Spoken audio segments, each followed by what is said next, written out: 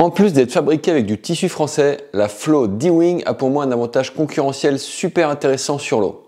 Reste avec moi, je te présente cette Para-Wing tout de suite en vidéo car je l'ai en test depuis plusieurs semaines.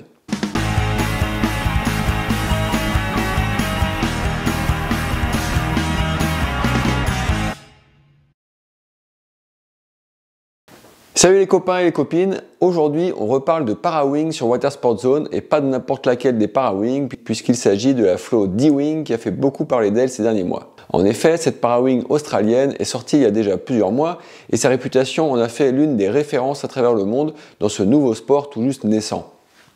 Avant d'aller plus loin dans les détails et bien sûr de partager mon test sur l'eau, permettez-moi de faire un peu de promo pour un site qui pourrait vous aider à passer de bonnes vacances. Donc Wing Trip Adéquat, c'est un site spécialiste des voyages et stages de wingfoil qui vous déniche les meilleurs plans locaux pour vos trips dans le monde entier et aussi en France.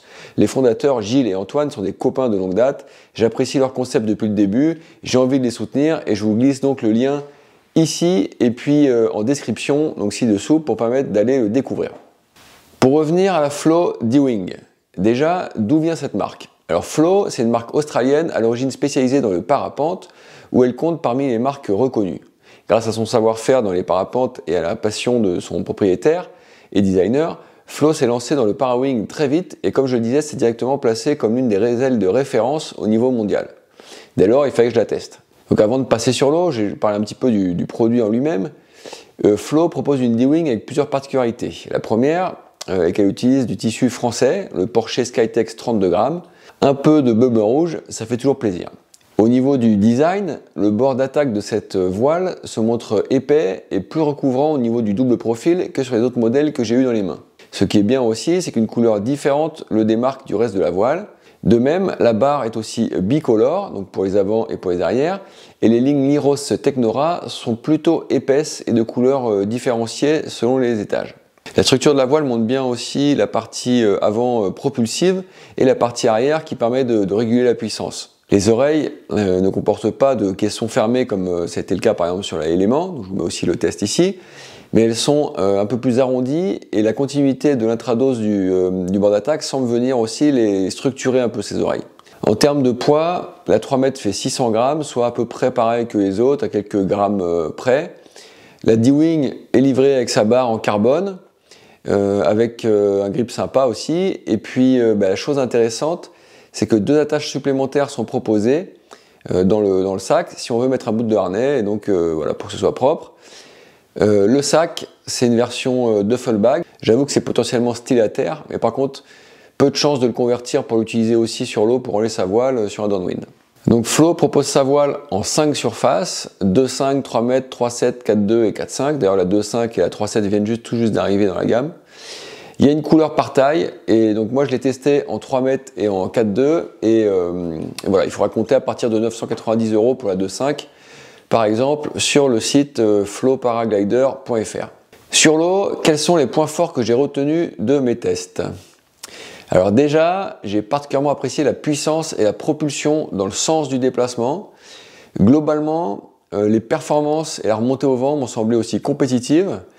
La remontée au vent, donc elle est bonne, assez similaire à la Element par exemple, avec qui j'ai pu la comparer. En termes de stabilité de vol, on est au-dessus de la BRM et de la N6. Peut-être un rien en dessous de la Element, mais ça reste bien stable dans l'absolu. On sent un profil qui fait bloc sur la longueur, avec une certaine rigidité, mais dans le bon sens du terme. Les oreilles ne se referment quasiment jamais, et si elles le font, c'est vraiment très léger, même si on choque la barre. C'est vraiment pas une aile qui collapse, donc tout ça est très positif.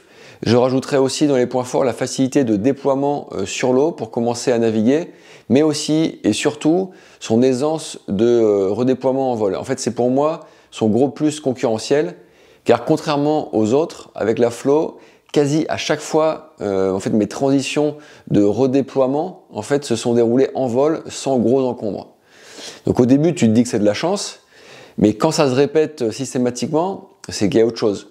Donc bien sûr, je pense que les armatures de bord d'attaque et sa forme générale de cette Para-Wing aident, mais la couleur différenciée du bord d'attaque, de la barre, ainsi que les lignes un peu plus épaisses et avec des couleurs aussi différentes, En fait, tout ça, ça participe à aider clairement à bien redéployer l'aile.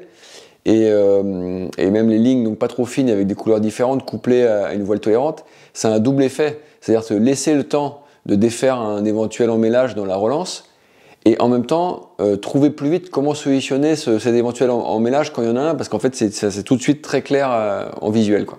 Maintenant, quels sont les points faibles que je retiens de mes tests sur cette flow? Alors, celui dont j'avais beaucoup entendu parler par le bouche à oreille, c'était que la flow est moins facile à compacter en vol que les autres concurrentes. Je pense que c'est relativement vrai par rapport à ce que j'ai pu essayer par ailleurs. Cependant, en fait, personnellement, j'ai pas trouvé que la différence de compactage soit si grave, parce qu'en revanche, la flow, donc comme je le disais avant, elle se redéploie mieux. Et sans doute, en fait, ce redéploiement, c'est une qualité de ce défaut peut-être de compactage. Et en fait, moi, je préfère prendre un peu de temps pour compacter, mais pas finir avec un filet de pêche au moment de la relancer, que l'inverse. Parce que comme je disais, avec la D-Wing, je suis reparti quasiment à tous les coups sans problème. Et sur le nombre, c'est pas que de la chance.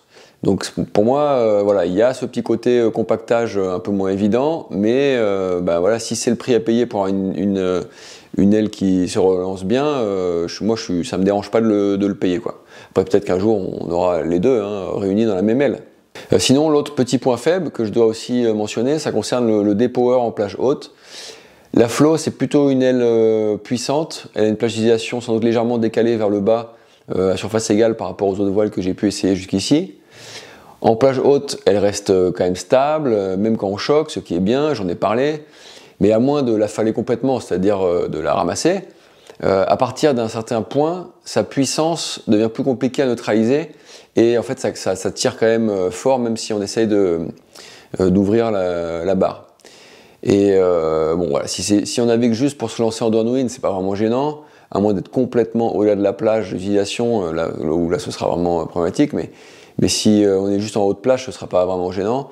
Sinon, là où ça pose un peu plus problème, entre guillemets, c'est sur les longs bords, où on aimerait donc un peu plus de dépower, plus pour le confort qu'autre chose.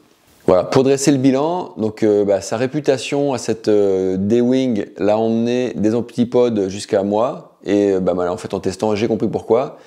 Ce produit a déjà 4-5 mois, c'était un des pionniers sur le marché avec la BRM, et c'est clairement pas un modeste modèle lancé à la va-vite pour surfer sur la mode du Parawing.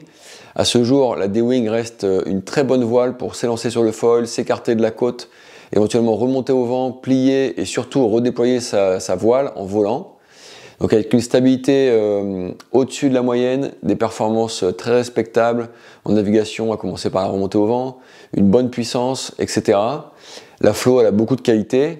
Alors ok, elle prend un peu de place quand elle est pliée, ou en tout cas elle est peut-être un peu plus compliquée à plier. Mais je l'ai dit, pour moi, même si ça joue, c'est pas le plus important. Son avantage, c'est surtout qu'elle se redéploie super bien, et donc ça garantit des sessions up and down avec beaucoup plus de fun et moins de galères. Alors certes, le prix pique un peu, mais même si la marque n'est pas française, le tissu, lui, l'est, et ça aide aussi à avaler peut-être un petit peu la pilule.